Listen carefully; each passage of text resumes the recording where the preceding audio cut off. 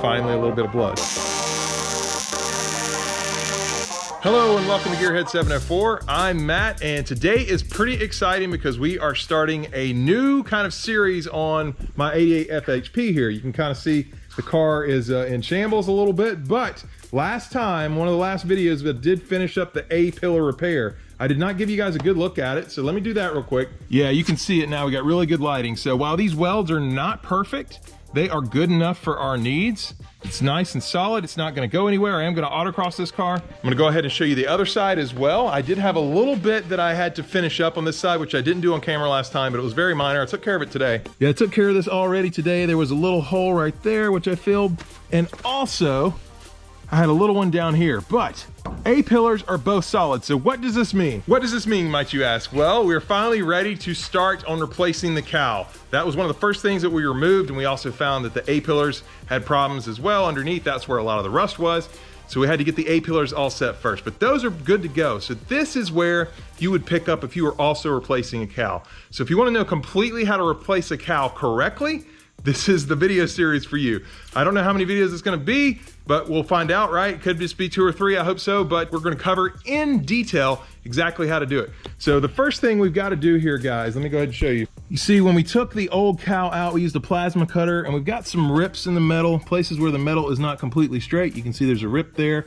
We've got pieces of the old cowl still left in. That's a pretty good example right there. So what we've got to do, we've got to fill all these holes. So a lot more welding is coming. We got to fill these holes in places where we've got leftover cowl material. We'll have to grind that off first, but Matt was kind of showing me this. Matt is co-owner at Fox Mustang Restoration. That's where I'm at today. That's where I've been doing all the work on this build on this car. But anyway, he is going to go ahead and show me kind of the steps that I need to take.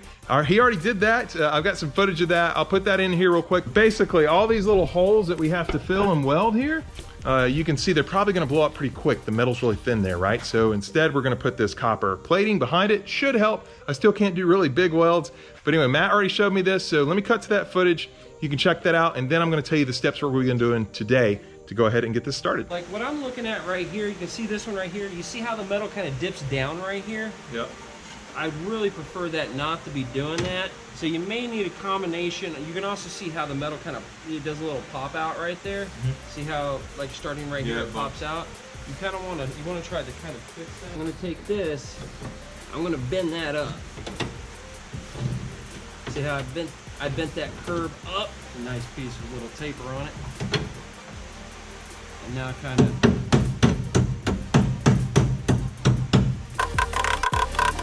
see how that's more flat now? It doesn't have that dip.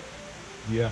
Got a tiny dip, still but got it's a a little hell one, of a lot better. Okay. So now I'm gonna try to knock, I'm gonna put this big block in here. I'm gonna try to knock that little divot in. Now that I got that part nice and flat, you're gonna take the curved part. It's easier if you do it like this.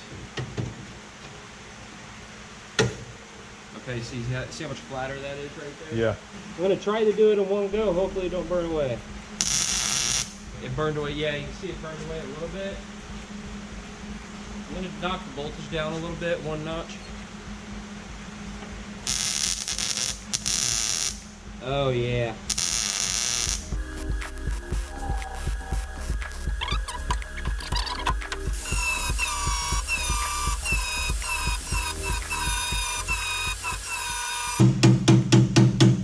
Seems like pretty solid. Yeah.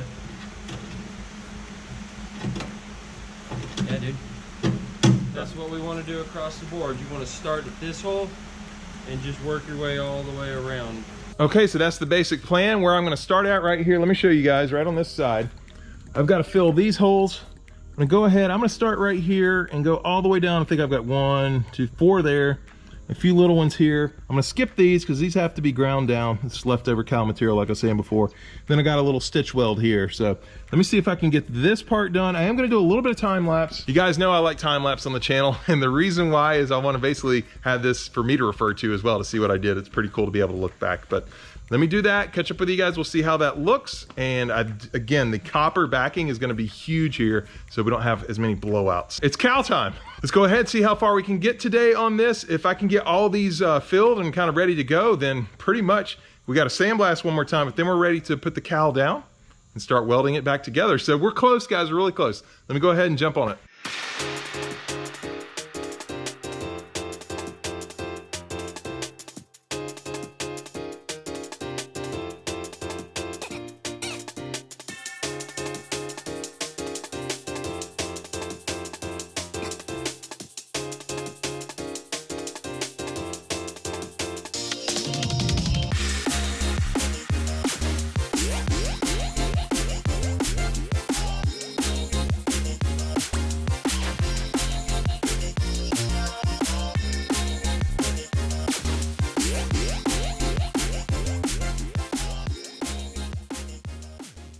All right, I finished my first set of repairs. Let me show you guys how it looked. I had just these little holes here I had to plug. Of course, we're gonna have to grind these down, but I did 4 right there. I did 3 here. Wow, I'm moving a lot quicker than I realized.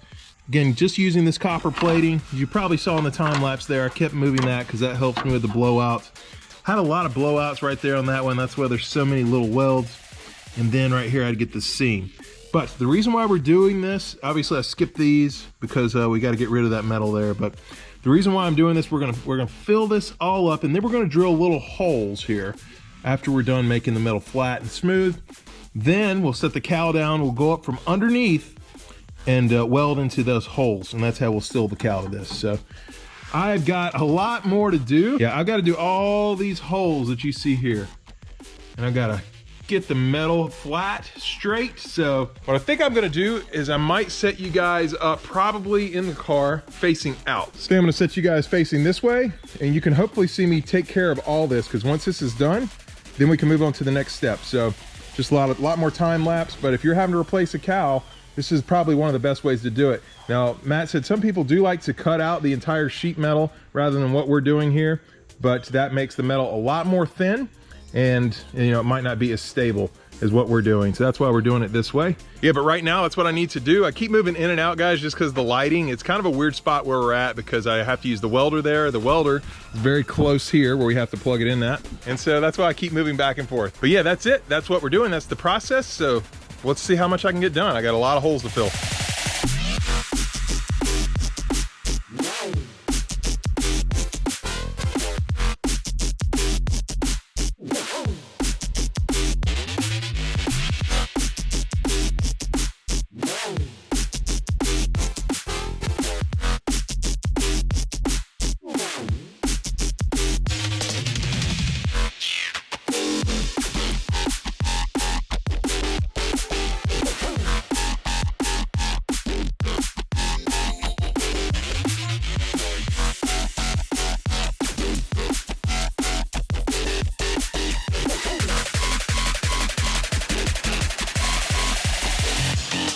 Guys, this piece is pretty important. It's what I've been using as my backing to prevent blowouts. It's just a piece of copper plating. I'm just sticking it behind each one, clamping it behind the hole, and then welding, and it keeps that welding from blowing out.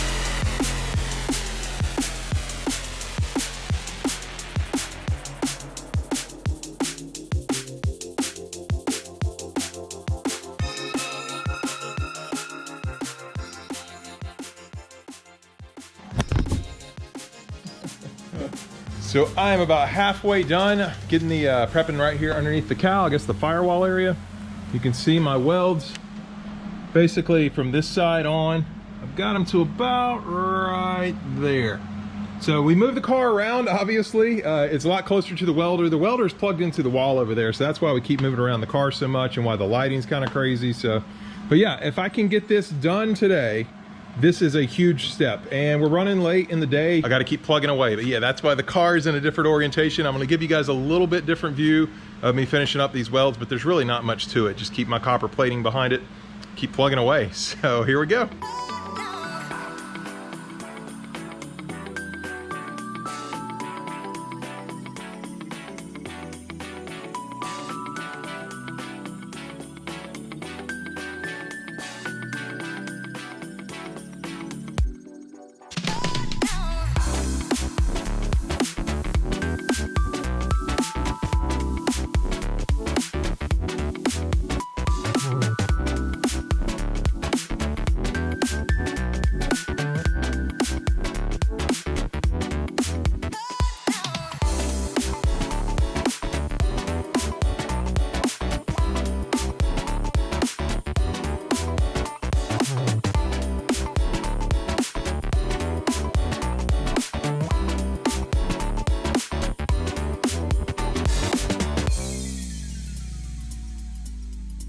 I interrupt this time lapse to bring you finally a little bit of blood. We finally got a little bit of blood again, guys, but it's pretty much already done. Fun part's over. But hey, we're back to blood. All right, back to time lapse.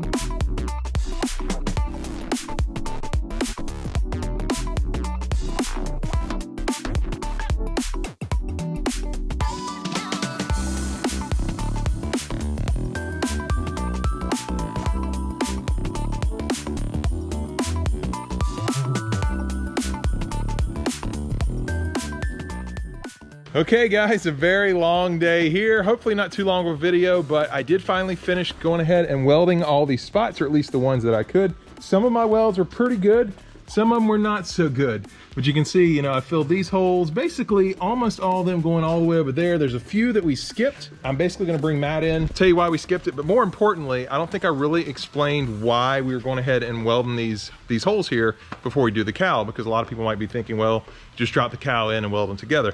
There is a reason for that, so let me go find Matt, bring him in, and then he'll kind of explain that a little better than I can. I was just kind of filling them in, letting them know what I finished up here, but what's kind of the reason why we wanted to go ahead and do the holes first rather than just slap the cowl on and do it? The main reason is the blow-throughs and the irregular holes and stuff like that. So I wanted to make it a little bit easier. Plus, these welds I want to be really solid because there's actually 3 layers of metal going together across the firewall. Oh, is it 3? Yeah, it's not just 2. You got one of the firewall, and the cowl has an upper and a lower. That's so, right, 2 parts to the cowl. So currently, the way that we cut it out is we left the upper and lower cowl seams still welded together. The whole purpose of doing the fill-ins is after we fill it in, we're gonna grind it so it's nice and smooth, grind down your welds so they're nice and smooth. Then we're gonna go ahead and pre-drill holes. Those are gonna be the holes you're gonna use to plug weld the cowl to the firewall. And the reason we're doing it that way, we're evening out the thickness of the metal so you don't have blowouts. And we're gonna drill a nice round circle so you got a nice clean circle to weld instead of those jagged holes that we've been fighting with. Some people may consider it unnecessary. To me, it's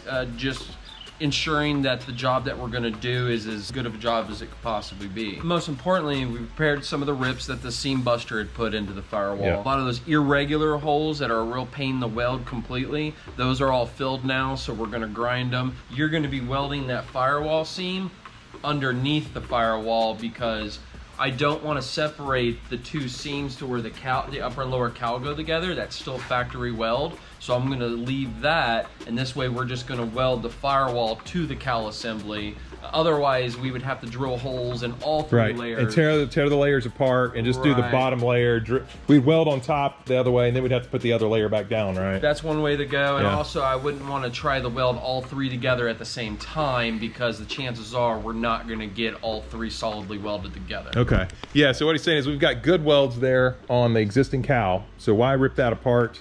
We're getting our lower piece solid. Essentially, we're going to stick them together. We only have to weld essentially the 3 pieces of metal together once. Exactly, and all the trouble you had filling those in right now, what you've done is you're gonna make this nice clean metal so whenever you weld the cowl on, you won't have that trouble and fighting to weld the cowl on at the same time. It's gonna make the whole cowl installation so much easier and just very streamlined. That's the other thing I was gonna ask you. The reason you would recommend doing this is it makes installation of the cowl itself easier. It makes it easier and it ensures that you're gonna have better and stronger welds. All right, so this began the how-to series on finally the cowl. We're done with the A-pillar and we are gonna cover all the steps, guys, as much as we can. You know, I really want to make sure we explain this very well to you, so in case you're following along on a how-to, you can be able to understand it well. So I'm kind of excited. Its progress is still slow, but I did get a lot of welds done today, guys. I mean, look how many welds I got. I don't even count them all, but basically from here all the way over to the other side, I completed that. So I'm gonna wrap this one up. Oh, I did want to say one more thing though. One of the last videos I uploaded, I talked about, was it a mistake to keep going on this build because it's taking so long? And I just want to thank you guys. There were so many comments about, just positive comments, and how much you're enjoying the build and following along. And so it's gonna be very cool. A lot of you guys said this as well. First time we cranked this car up. I'm excited about it. Yeah, it's just gonna be a while, but we're gonna get there. We're not giving up here, guys, so thank you for all your comments. If you did enjoy this video, please hit the like button. If you're stopping in for the first time and you wanna see this completed, please subscribe, and we'll see you here next time on Gearhead 704.